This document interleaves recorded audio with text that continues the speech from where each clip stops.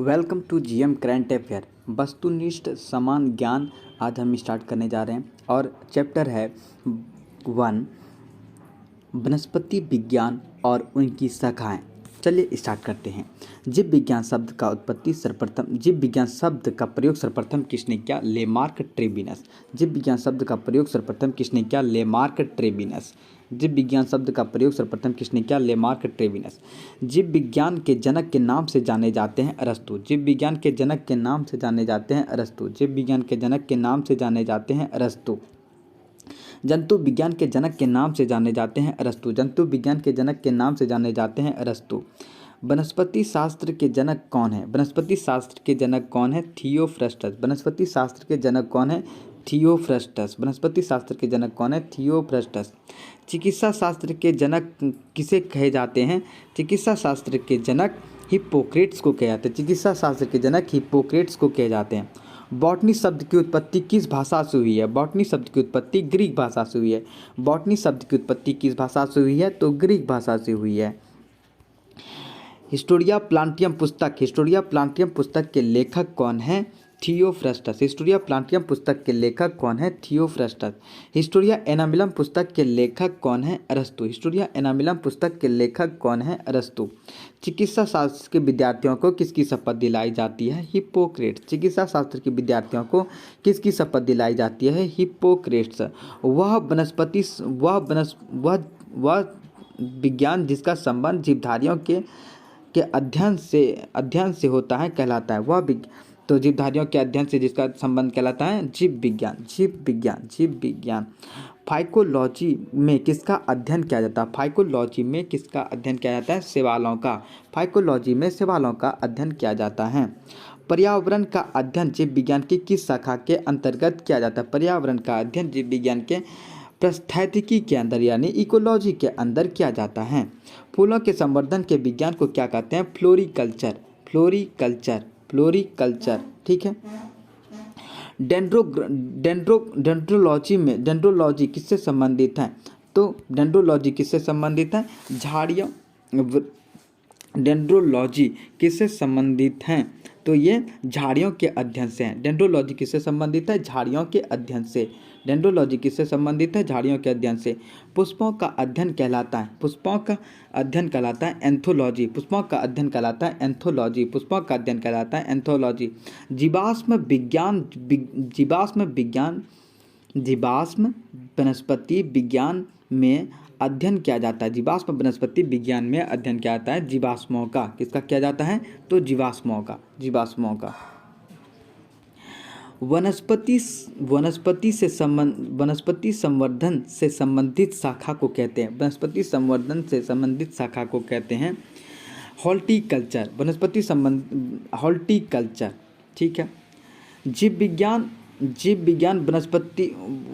विज्ञान एवं वातावरण के जीव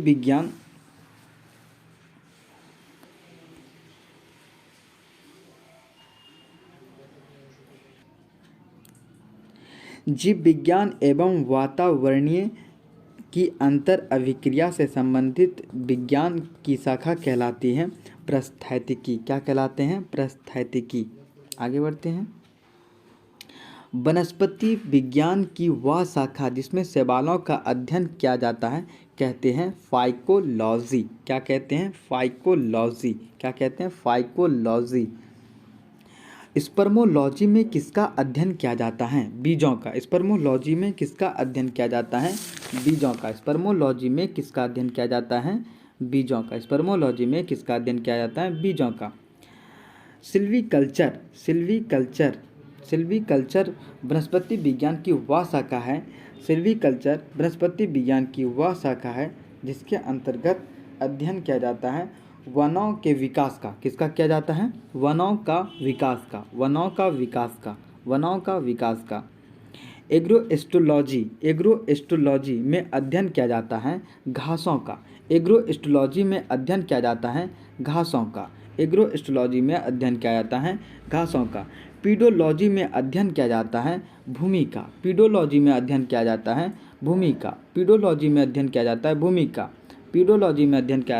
का। आनुवांशिकता एवं विभिन्नता के बारे में जानकारी देने वाले वनस्पति विज्ञान की शाखा को कहते हैं अनुवांशिकी। क्या कहते हैं? अनुवांशिकी। क्या कहते हैं? अनुवांशिकी। पौधे को नाम देने वाले विज्ञान को कहते हैं वर्गीकी। पौधे को नाम देने वाले विज्ञान को कहते हैं वर्गीकी। फलों का अध्ययन कहलाता है, फलों का अध्ययन कहलाता है पोमोलॉजी। पोमोलॉजी। फलों का अध्ययन कहलाता है पोमोलॉजी। परागकणों का अध्ययन कहलाता है पेलिनोलॉजी। परागकणों का अध्ययन कहलाता है पेलिनोलॉजी। पेलिनोलॉजी। परागकणों का अध्ययन कहलाता है पेलिनोलॉजी।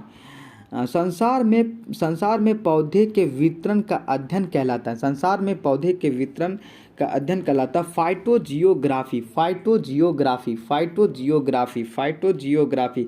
साग सब्जी उत्पन्न करने वाले पौधे का अध्ययन कहलाता है, साग सब्जी उत्पन्न करने वाले पौधे अध्ययन कहलाता है आर्बोरिकल्चर। आर्बोरिकल्चर। आर्बोरिकल्चर। आर्बोरिकल्चर। वार्षिक वलयों यानी एनुअल रिंग का अध्ययन कहलाता है डेंड्रोक्रोनोलॉजी। डेंड्रोक्रोनोलॉजी। डेंड्रोक्रोनोलॉजी। डेंड्रोक्रोनोलॉजी। सजावटी वृक्ष एवं झाड़ियों से संबंधित अध्ययन कहलाता है आर्बोरिकल्चर। क्या कहलाता है? आर्बोरिकल्चर। आर्बोरिकल्चर। आर्बोरिकल्चर। पौधे की आंतरिक संरचना का अध्ययन कहलाता है शारीरिकी। पौधे की आंतरिक संरचना का अध्ययन कहलाता है शारीरिकी। पौधे की आंतरिक संरचना का अध्ययन कहलाता है शारीरिकी। पादप विज्ञान की वह शाखा जिसका पादप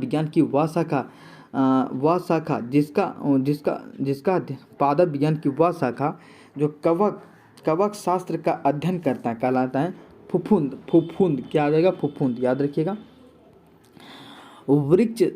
वृक्ष संवर्धन किसका अध्ययन कराता है? वृक्ष संवर्धन तो वृक्षों एवं वनस्पति की खेती। वृक्षों एवं वनस्पति की खेती। वृक्षों एवं वनस्पति की खेती। वृक्षों एवं वनस्पति की खेती। जीव द्रव्य को पृथक एवं संयोजी से संबंधित विज्ञान वनस्पति शब्द की शाखा कहलाती है टिश्यू कल्चर। क्या कहलाता है? Tissue culture. Tissue culture. याद रखिएगा। डैश कई तरह के प्राचीन पौधे का अनावृत। ये आपको 36 का आंसर आपको कमेंट बॉक्स में देना है। 36 का आंसर जो है वो आपको कमेंट बॉक्स में देना है। जो सही आंसर देंगे मैं उसको हार्ट दे दूंगा। ठीक है। कोशिका के विज्ञान अध्ययन को कहा जाता है। कोशिका के विज्ञान के अध्ययन को कहा जाता है। ये भी आपको आंसर कमेंट बॉक्स में देना है। ठीक है। देखता हूँ कि कितने भाई लोग हमारे आंसर दे पाते हैं। तो जीएम करंट अफेयर में आने के लिए आपका धन्यवाद। मुझे सपोर्ट करें, लाइक करें, शेयर करें, सब्सक्राइब करें। ठीक है। बस इतना सही। Bye bye.